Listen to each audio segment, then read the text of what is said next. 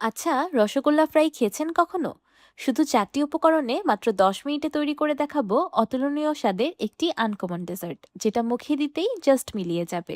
প্রচন্ড গরমে ঠান্ডা ঠান্ডা এই ক্রিমি ইয়াম্মি ডেজার্টটা খেতে কি যে ভালো লাগে, জাস্ট অসাধারণ।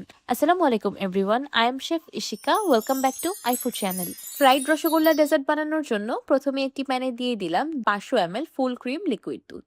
এবার দুধে দিয়ে দিলাম 1/4 কাপ গুঁড়া দুধ। সেই সাথে দিয়ে দিচ্ছি 1/4 কাপ কনডেন্স মিল্ক। আমি এখানে আমার হোমমেড কনডেন্স মিল্ক ব্যবহার করছি। চুলা জ্বালানো ছাড়া বাসায় মাত্র 5 মিনিটে কনডেন্স মিল্ক তৈরি করার রেসিপি আপনারা আমার চ্যানেলেই পেয়ে যাবেন। রেসিপি লিংক আমি আমার ইউটিউব চ্যানেলের এই ভিডিওর ডেসক্রিপশন বক্সে দিয়ে দিব। আপনারা অবশ্যই চেক করে নেবেন। এবার সবকিছু একসাথে খুব ভালোভাবে মিক্স করে দুধে একটি বলক তুলে নেব।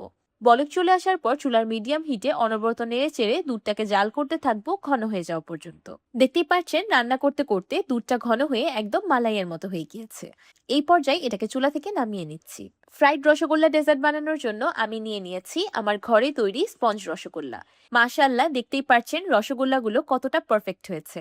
পারফেক্ট ছানা ও শিরা বানানো থেকে শুরু করে যদি পারফেক্ট রসগোল্লার গোপন রেসিপি চান, তাহলে আমাকে এই ভিডিওতে কমেন্ট করে জানাবেন। আমি অবশ্যই আপনাদের সাথে রেসিপি শেয়ার করব। আমি রসগোল্লাগুলোর রস চেপে চেপে একটি সার্ভিং ডিশে অ্যারেঞ্জ করে নিচ্ছি। আমি রসগোল্লাগুলোকে একটু ছোট সাইজের বানিয়েছি। আপনারা ইচ্ছে করলে বড় সাইজেরও বানাতে পারেন আর বড় সার্ভিং ডিশও ব্যবহার করতে পারেন। সবগুলো রসগোল্লা সার্ভিং ডিশে সাজানো হয়ে গিয়েছে। এবার উপর থেকে দিয়ে দিচ্ছি আগে থেকে তৈরি করে রাখা দুধের মালাই।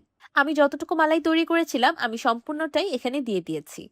তাহলে চলুন এবার এগুলোকে ভেজে নেই। রসগোল্লাগুলোকে ফ্রাই করার জন্য আমি ব্যবহার করব আমার জাদুর মেশিন TQYU এর এয়ার ফ্রায়ার।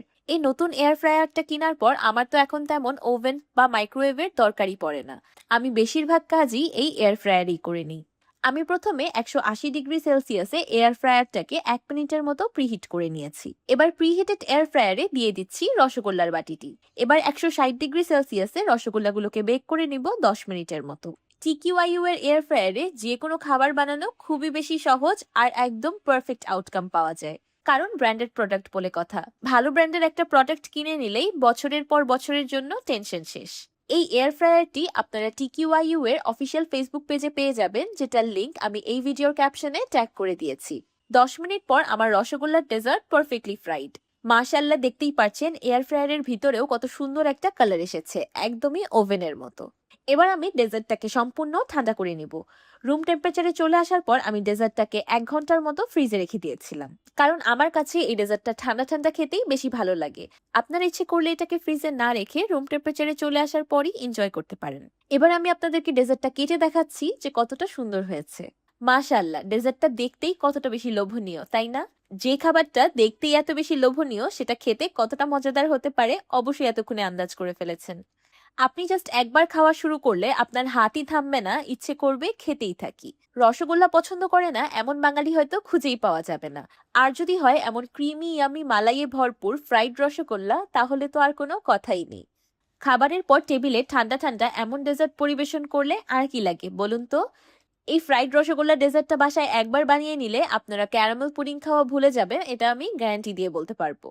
আমার আজকের এই ফ্রাইড রসগোল্লার রেসিপিটি আপনাদের কাছে কেমন লাগলো আমাকে অবশ্যই কমেন্ট করে জানাবেন। ভিডিওটি ভালো লাগলে একটি লাইক দিবেন আর আমার চ্যানেল সাবস্ক্রাইব করে আমার চ্যানেলের পাশেই থাকবেন। আল্লাহ হাফেজ।